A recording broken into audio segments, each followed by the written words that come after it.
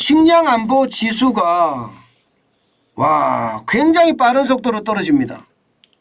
대한민국이 말입니다. 지금 한번 보세요. 대한민국 식량 안보 지수 세계 순위입니다. 39위예요. 39위. 야, 이게 생각했던 것보다가 식량 안보에 대한 순위가 빠르게 떨어지고 있죠. 이러니까 말입니다. 식량 위기라는 말이 요즘 간간히 터져 나옵니다. 여러분도 알다시피 이게 2021년만 하더라도 32위였거든요. 32위가 39위로 오히려 떨어졌습니다. 그만큼 말입니다. 시장에서 식량을 확보하는 게 만만치 않다는 뜻이에요. 다시 말해서 식량의 공급망이 무너졌다는 뜻도 되고요. 굉장히 많이 떨어지니까 불안하는 겁니다. 떨어지는 숫자도 말입니다. 1위인 핀란드가 83.7점이거든요. 그런데 대한민국은 70.2점이에요. 많이 떨어졌죠. 굉장히 많이 떨어졌어요. 예상하는 것보다가 훨씬 많이 떨어지고 있습니다. 심지어 말입니다. 아랍에미레이트가 23위예요. 아랍에미레이트가 그 사막이잖아요.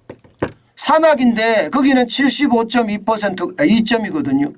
거기보다 떨어지고요. 중국 인구 엄청나게 많잖아요. 거기는 25위입니다. 73.1위예요. 거기에 비해서도 대한민국이 떨어진다는 것은요.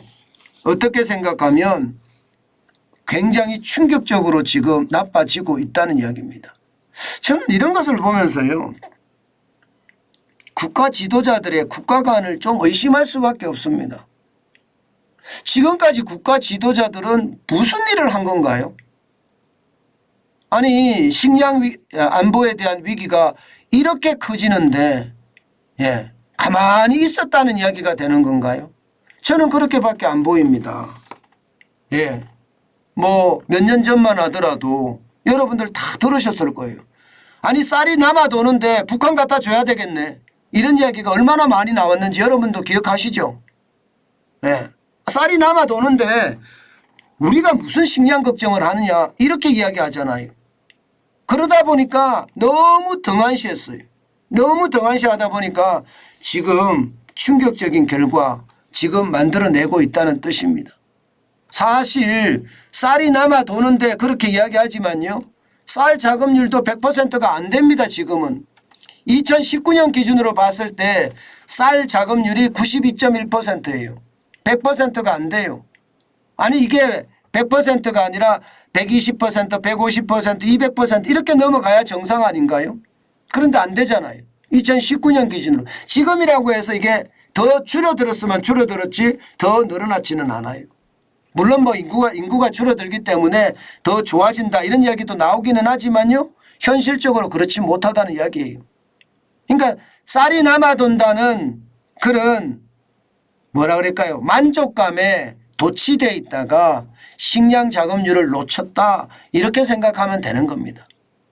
이게 여러분 저도 기자 생활하면서 참 많이 봤지만요. 농림, 수산식품부 이 부처 장관이 보면 정치인들이 많이 가요. 정치인들이. 솔직히 말입니다. 정치인들이 장관하는 거 저는 무조건 반대입니다. 왜 반대냐고요? 정치인들 머릿속에는요. 표밖에 없어요. 표. 정치인들 머릿속에는요. 내 권력밖에 없어요. 내 권력. 그런 사람이 장관이 되잖아요. 그러면 그 장관직이 사유화되기가 쉽습니다. 장관직이 사유화가 되면 여러분 나라 경영을 하는 것이 아니라 본인이 어디 출마할 건가 거기에 대한 경영을 하는 게 일반적이에요. 그러니 나라가 산으로 갈 수밖에 없지요. 물론 정치인들이 다 그렇다는 건 아니지만 대부분이 그렇습니다. 이게 자기 정치한다는 말도 많이 하잖아요. 그런 이유거든요. 그러다 보니 보세요. 2019년에 콩 자급률이 26.7%밖에 안 되고요. 지금 옥수수는 3.3%밖에 안 돼요. 밀은 심각하죠.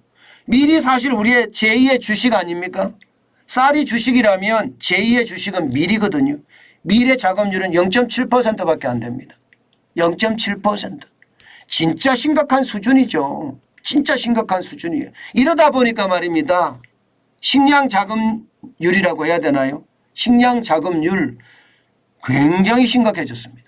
제가 오죽했으면 식량 위기 터졌다 이렇게 쓰면서 물음표를 했을까요? 예. 터진다 하면서 물음표를 했을까요? 진짜 심각합니다. 자금률 한번 보실래요? 자금률을 보시면 2022년 기준으로 지금 32%까지 떨어졌다는 잠정 지표가 나오고 있습니다. 이게 1970년대까지만 하더라도 79.15%였거든요. 79.5%가 어느 사이에 32.9%예요. 이게 1990년까지만 해도 70.3%였거든요. 1995년에 55.1%로 확 떨어집니다. 확 떨어집니다. 참 심각하죠. 예. 그리고 2000년에서부터 시작해서요. 2015년까지는 그래도 말입니다. 예. 15년 동안 50%를 겨우 유지는 했어요.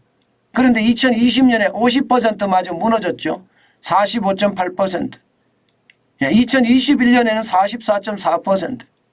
그리고 2022년 작년에는 32%까지 떨어졌다는 건 여러분 저는 식량 위기가 터졌다 이렇게 봐도 과언이 아니라고 생각합니다. 많은 사람들은 그러더라고요. 기농 기촌을 하면서요. 이제는 식량을 우리 가족 내라도 작업을 해야 되겠다. 그렇게 생각하시는 분들이 진짜 많은 거예요. 많아졌고요. 예, 우리 가족 내만 하더라도. 가족들이 점점 커지니까 가족 내만 하더라도 어떻게 하든 식량 위기를 지키겠다.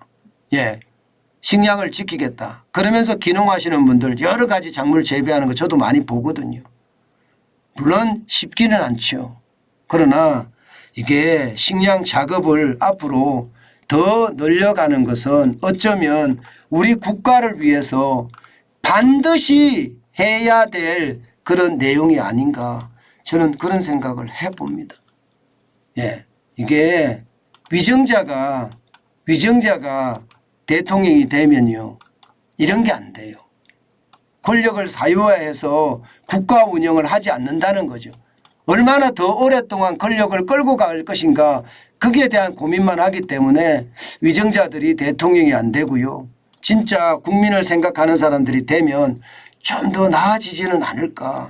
저는 그런 생각도 해봅니다. 더 좋아지기를 대한민국이 더 멋있어지기를 저는 늘 기도하면서 또 그렇게 가리라고 생각하면서 저는 정환진 TV를 운영하고 있다 이렇게 생각하면 될 것 같습니다.